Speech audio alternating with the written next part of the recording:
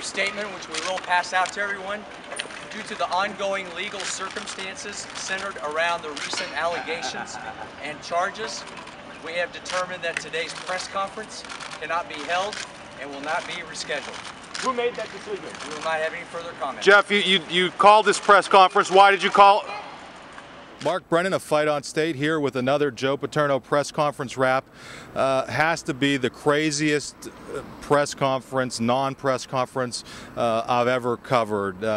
This is very important stuff that we're talking about, very serious stuff. So I brought in my good friend Neil Rudel of the Altoona Mirror. We do the Nitwit show together. Have not had a chance to address a lot of the Jerry Sandusky issues in the situation with Joe Paterno and the staff and Graham Spanier, but we were here today to cover what we thought was going to be a press conference, Neil, and it didn't happen.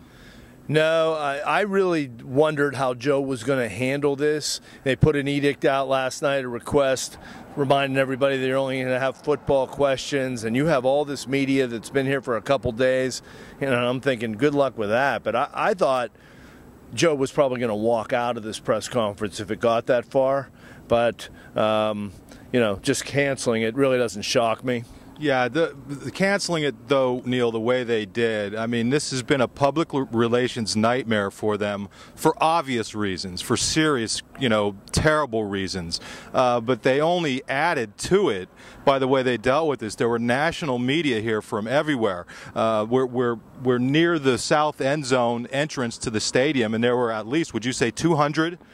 Well, usually we all park in the front. It's a pretty, you know, quiet day with 25 people. I parked over in the baseball stadium, and when I walked up, I thought, is that the media or is that a protest mob? Seriously, yeah. I mean, that's how big the crowd was. It looked like it was at least 100, 150 people. Yeah, they were supposed to open the doors at 11 a.m. That was delayed. It was delayed. It was delayed. Finally, the buzz started going around. We caught it through our message board, actually. Mark Harrington called me and let me know that it was going to be canceled, and they left Jeff Nelson out here. I mean, they just hung these athletic communications people out to dry. I felt terrible for them. These are good, hard-working people, and to put them in this sort of situation is an embarrassment to the university. Well, sure it is, and the whole thing's been an embarrassment. But, you know, Jeff Nelson's, you're exactly right. I felt bad for him. I've said for years he deserves a raise. Yeah. I mean, what he goes through, nobody has it more difficult than he does. But, I mean, this is the darkest day that Penn State's ever had. I don't mean this press conference, this whole situation. Yeah. Obviously, it's leading to the end of the Paterno era. It's going to end in shame. Everybody thought there was a good chance that it could end badly, but no one thought it could end, you know, with this level of embarrassment. Yeah, and obviously the national media, there are satellite trucks everywhere. I mean, CNN, you know, the local stations are here, Philly, Pittsburgh, New York, you name it, and all these people, you know, everybody was looking at this rightfully so with a critical eye to start, and this only adds to, you know, people, we're already hearing reports of how critical people have been, and you can't blame them. Well, it's like they didn't get ahead of the Sandusky thing. They weren't proactive, and this is just the latest example of they'd rather operate in silence.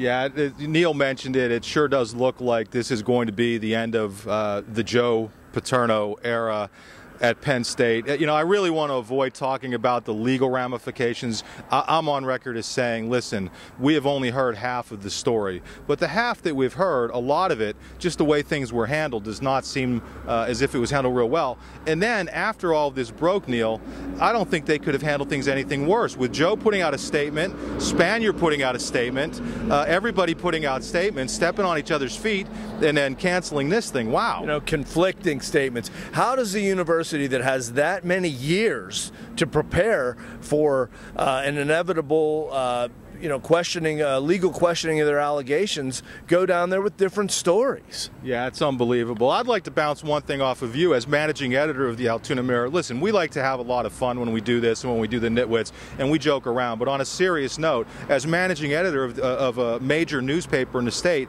how do you go about how difficult has it been to juggle these touchy situations? Well, I mean, for anybody who's covered Penn State, I mean, this is this has been an awful situation to have to write about, sort out, but it all becomes news. And this has been on we've had 3 pages of news coverage in our news section, you know, for 3 or 4 straight days, and it will continue, because that's what people are talking about, that's what they're reading about. Yeah, you want to be careful because these are allegations, but they're also public figures, most visible public figures, and that has just been, you know, a feeding frenzy nationally. You can't. What happened after the press conference broke up is all these national people are grabbing people like you and me for interviews because they're trying to grasp at straws. Obviously, they would prefer to talk to Spanier and Joe.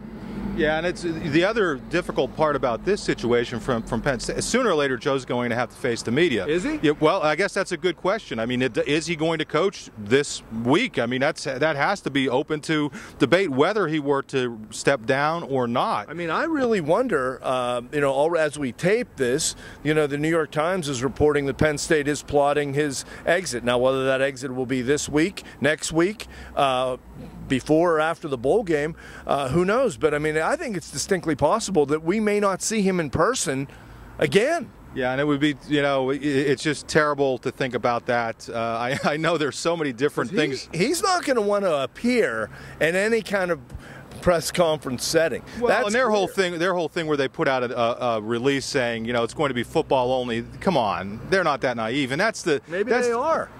Well, they were that naive when they saw 250, however many people lined up waiting to get in that media room, and boy, it really just didn't play out well for them. I'm not sure what else there is to talk about. I mean, the game with Nebraska has been backburnered, obviously. The other people you feel terrible for are the seniors on this team who have worked so hard and put themselves into position to do some good things, but how difficult must this be for them? Only 2 guys available this week. One, I assume, Chima Okoli. They canceled him because he was going to be on after Joe, unless he's going to come rolling over here.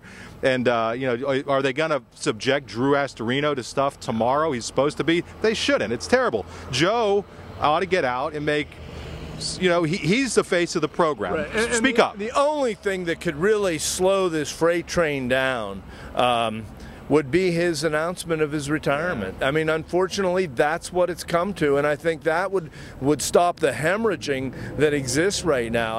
I mean, I just can't see. I realize he always wanted to go out when he felt good about the program, but he had so many chances to do that, and now this is how it may well end.